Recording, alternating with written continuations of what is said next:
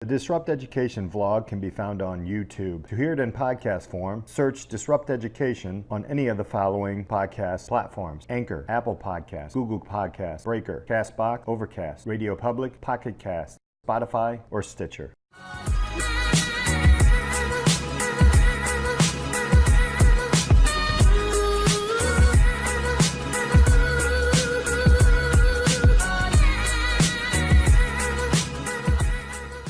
Welcome to this episode of Disrupt Education. I've got Beau with us today. Beau, how are you, man? Good, how are you? I'm doing great, man. Doing great. Beau, tell us a little bit about who you are and what you're about. My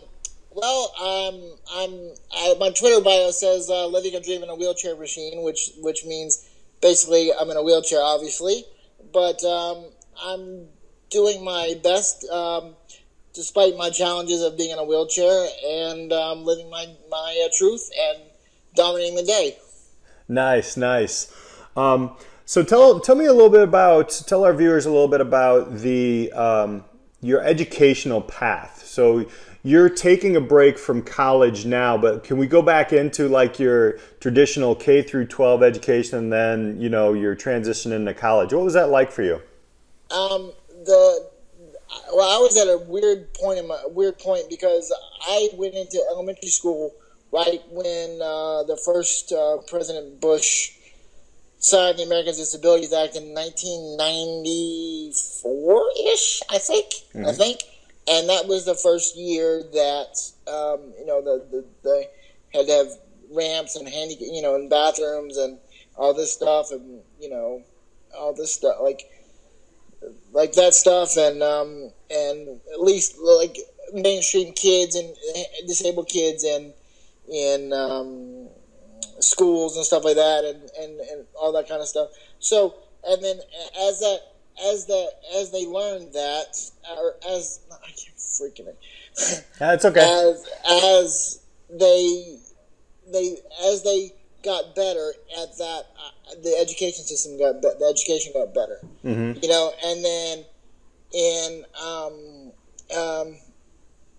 then they used to have, back in the 60s and 70s, they used to put people like me with disabilities and into like institutions, and they would lock the door and throw away the key, and we wouldn't come out. Right.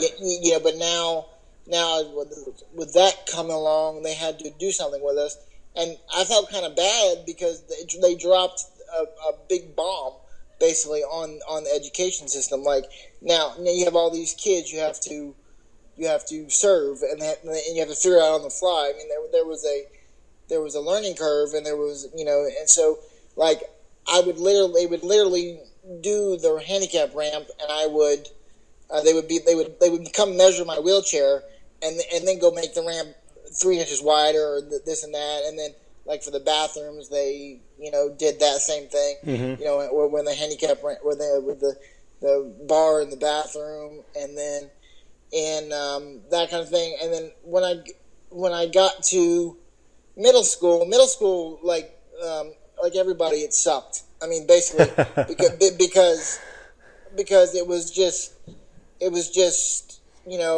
like I was dealing with the normal teenage, or the hormones raging and all this stuff, and then I was dealing with being not picked on, but being ostracized, and I was like the child, I would just be the black swan, I'd be the person to be left out, that kind of thing. Right. But interesting story, when we went to on class field trips, to amusement parks, everybody wanted to be in my group because guess what? I got to go in front of the line of the amusement park. So everybody that was went on the field trip wanted to be in my group. Right. And I was like, no. Now, if you're nice to me in school, you're going to be nice to me you're going to be nice to me at the thing. You're not only be nice to me because you want something. Right. So I was very selective to who I brought into my group. It was like 6 or 7, kids, and then when I went to high school, I just didn't care. Like I really didn't. I mean, I cared, but it was like I'm done. Like I'm done. So I got this attitude of like people are gonna stare at me anyway, so I might as well give them something to stare at. So I mean, I just basically. I basically started singing Christmas carols all throughout the hallways in April Wow. or March. Like I didn't care. Like I barely did. I mean, I graduated high school, but I was like, I'm done. Like I'm and then I graduated high school. I did this. I just wanted just a big like, and I was still ostracized. Like they would love me in school and play with not play. I shouldn't say play with me like a playground, but like they would like love me in school and be my friend in school. And then on Friday night I'd be home by myself being ostracized. And I'm like, dude, I realized that my wheelchair is a pain in the butt to move around and blah blah blah blah. Right. And I understand that, but it's like it shows you how fake they were in saying that. And then I messaged a couple of them when I was that I went to high school with, and they were like, that they support me now because I'm doing something bigger. It's like, and I'm like, you're an idiot. Like I'm not. I didn't say it to their face, but I was like, I was thinking like you're an idiot. Like where were you? And I mean they were immature. I was immature or whatever. But that's just that kind of thing. And one thing I wanted to tell you was like there's this thing in the IEP. For the disabled students, they have IEP, and it says they have to put you in a least restrictive environment. Now, and the quote unquote least restrictive environment. Now, what does that mean to you? Like they don't know what that means. I mean, you know what I mean? It's so ambiguous. Like they tried when I was in high school. They tried to put me in another school that I did not go to. Because it was like a disabled center or and I was like no, we're not doing that. Like we're not doing that. I'm going to my school that's in my neighborhood so I can have my friends in my school. So I've had to deal with that. I finally went to the high school that I was supposed to go to. Yeah. But and then on into college, it's like college. I mean, college is. It's okay, but it's like I mean I don't have time to deal with all the crap. Like I don't have time to deal with baby mama drama. Like I'm too old for that. Like I'm doing my thing and getting it done. Like I'm done. Like I don't know. And to be honest with you, I don't know. Like if I don't know. And like you say, like going to college is good, but like what does it really teach me? So I'm wrestling with that. Like you know what I mean? What can I do? Like it's only a piece of paper, right? You know what I mean? And there's plenty of people.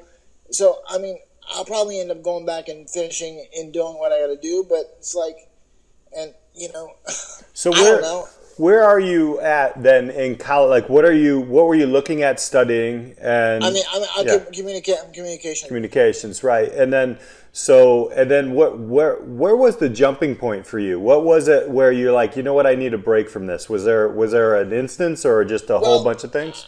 I had this in May or February of this year. I had severe stomach pain, and they couldn't figure out what was wrong with me.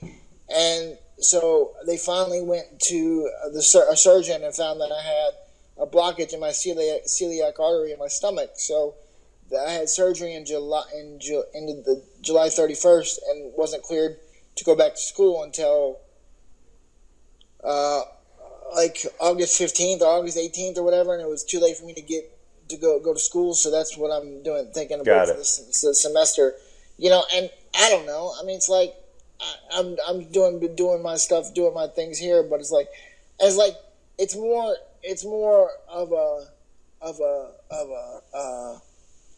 not a social gathering, but it's more of a learning how to deal with people thing for me, or learning how to deal with certain situations. But it's like what like I'm just as I'm older than some of my professors. You know what I mean? And Yeah. I may not look. Obviously, I may not look it, but I'm older than.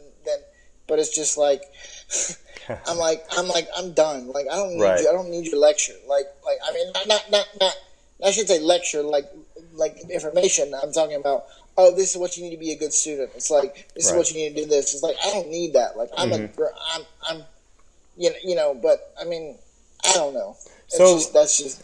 No, I totally understand that. I mean, that's something that, you're no one's really looking at your lens, it seems like. It seems Yeah. like that a lot of people are just telling you where you should go or what you should do, rather than really just, hey, we need to really listen to Beau and see what Beau wants to do here. Is that a Yeah. fair statement? Yeah, I mean, it's not. I mean, I'll take advice obviously from people that I'm not going to be I'm a man. I can take care of myself. No, that's not. It's not the case. But it's like you don't. It's not like my favorite saying is not my circus, not my monkeys. But it is my circus. It is my monkeys, and I have to figure it out. Right. You know what I mean? So like school to me last semester was just on the back burner because I couldn't. I mean, I did my best, but I couldn't function because I was in so much pain. And then I had the $1 million GI workup, and everything done. They finally figured out what it was, and I had surgery 6 months later, and it got fixed. But so I had to take care of what I had to take care of, and I'm in the weeds of my situation, and I take care of myself, and it's like the survival of the fittest. Like if I'm going to, I gotta live basically. Right. I mean, not to the point where I felt like I was going to die, but it was like I had to take care of me. Right. You know what I mean? You know what I mean? Totally. And it's like that kind of thing. So let's take a look then at your educational experience. It seemed like even though these laws were passed and all these different things were passed, it seemed like, again, that people didn't really understand who you are. Your social life was another challenge for you and those types of things. And here's the big question. How would you change a traditional education system to be better? What kind of things would you do? For one, I would make people. What's the word? I would make them try to understand. Like I know they have like certain parameters, but in terms of school, but like they try to cram like everything into a certain box, and like people aren't in boxes. People don't function in boxes. You know what I mean? Like, whether it's like I had to have like a computer to do to test my notes and stuff on, and I had to have audiobooks, and because I was just like that's how I learned, and I finally got what I needed, but when I got to college, but it was just like I'm done. Like, people, they want to cram everybody into a certain box. Like you know what I mean? You know what I mean? You can't do that. You can't cram somebody into a box because it's not gonna be, one, productive, or two effective for the kids. Like, it's not like when you have a behavioral problem. I've done research on this.